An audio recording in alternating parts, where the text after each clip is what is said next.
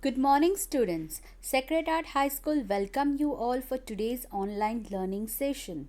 Students, today we are going to study in our Standard 7 subject English, our Unit 3, lesson number 3.3, and our lesson entitled as A Crow in the House we are going to see in part 2. So, A Crow in the House is written by a famous writer, that is Ruskin Bond.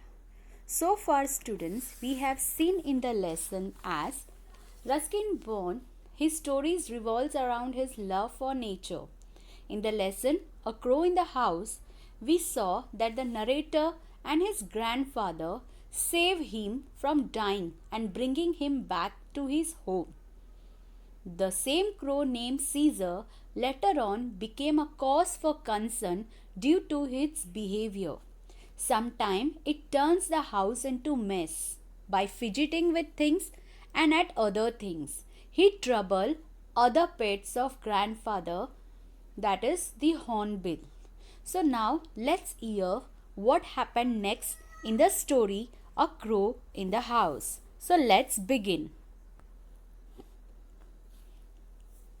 In time, Caesar learned to talk a little as ravens sometimes do in a cracked, throaty voice. He would sit for hours outside the window, banging on the glass and calling, "Hello, hello," which means, "Ere the time pass." Caesar have learned to talk like a raven crow do. This shows Caesar to be a warm and a loving to the writer. You will even see he was waiting outside for the writer for hours and used to bang a glass and saying hello, hello to everyone. Then he seemed to recognize the clink of the gate when I came home from school and would come to the door with hop, skip and a jump to say hello, hello. I had always taught him to sit on my arm and say kiss, kiss while he placed his head gently against my mouth. So here, students, when the writer came home from school, he would greet him by saying hello, hello. And the writer even the Caesar used to sit on writer's arm, place his head gently against his mouth and saying kiss, kiss, where the Caesar has already been learned, where or Caesar must have heard the narrator greeting others with a hello, or he must have heard the narrator's grandfather welcoming the author with hello when he came back from school. Then what happened? On one of Aunt Mabel's visit, he alighted, which means, students, to come down, on her arm and cackled, which means made a rough clucking cry. Kiss, kiss. Aunt Mabel was delighted and probably flattered and leaned forward for a kiss.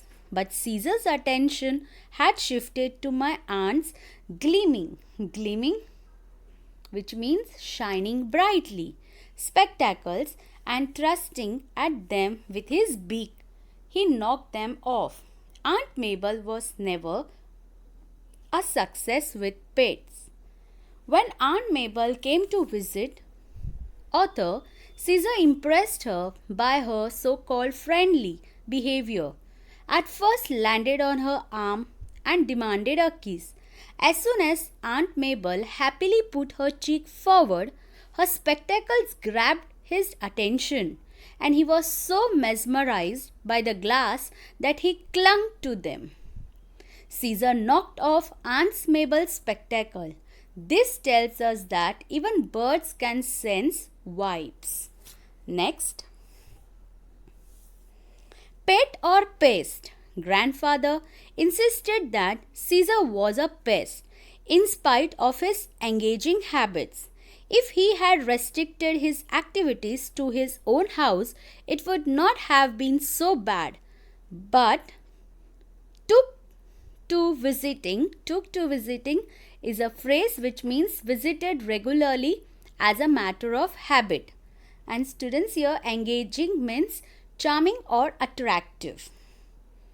Neighbors' house and stealing pens and pencils, hairs, ribbons, combs, toys, shuttlecock, toothbrushes and false teeth. Caesar is a great collector of pens and pencil, key, comb, shuttlecock, false teeth, etc. The narrator's grandfather or grandmother called him a pest, as it's not only troubled the family members but he also troubled the neighbors, as he made their life miserable by stealing the things. So let's see then what happened.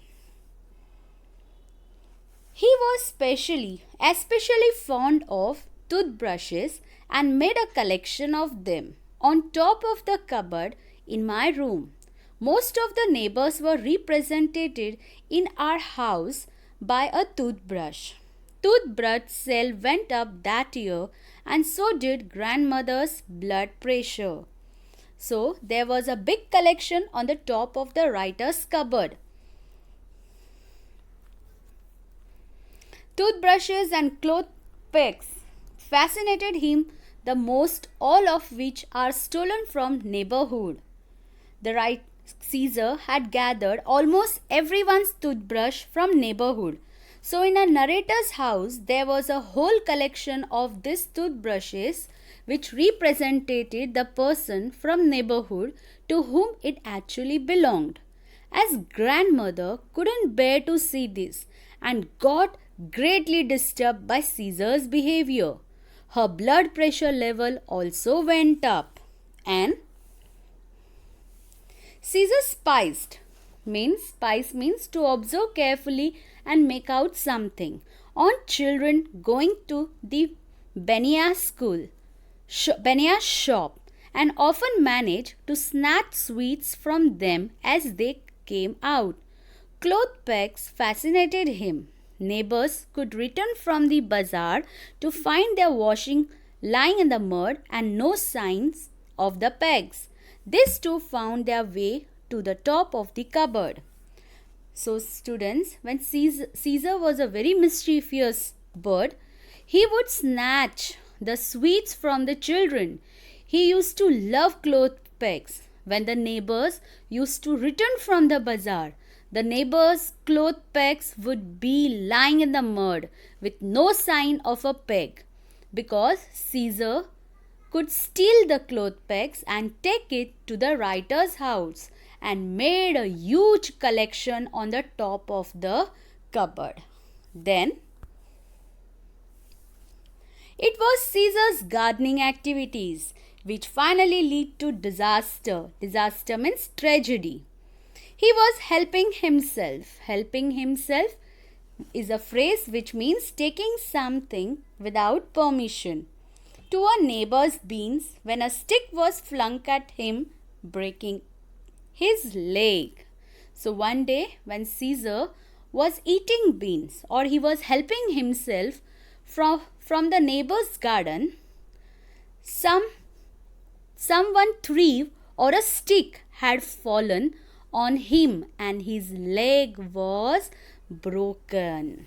Then I carried the unfortunate bird home, and grandfather and I washed and bandaged his leg as best as we could, but it would not mend. Mend means repair.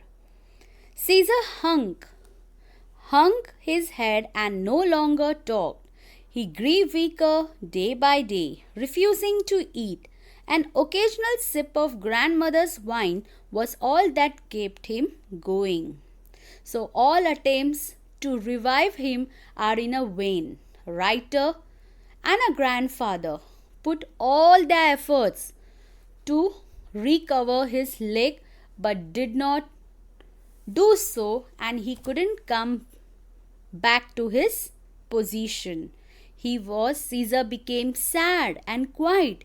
He grew weaker and weaker day by day and couldn't walk now. He refused to even eat. Only a doses of wine, a homemade wine made by grandmother, was kept him surviving. And then what happened? On one morning, I found him dead on the sofa, his legs stiff in the air. Poor Caesar. Now, see, students, the Caesar one day he passed away.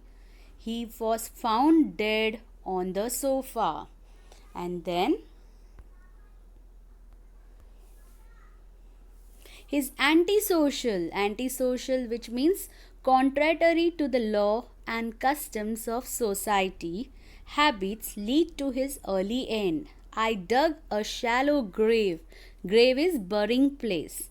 In the garden and buried him there along with all the toothbrushes and clothpicks he had taken the trouble to collect. So, the writer felt sad that Caesar's antisocial activities lead to his early end. The writer's love for him is seen when he is digging a grave for his dear pet Caesar, where he buried along with the crow prized possession, that is the clothpicks and toothbrushes. So in short, students, Caesar was a wild bird who loved to live a carefree life on his own terms. So even you should learn something from Caesar, that live your life without worrying, live your life on your own term. So that's what today, students, we studied in the lesson A Crow in the House by Ruskin Bond. So I hope you all enjoyed my today's lecture. Thank you. Take care.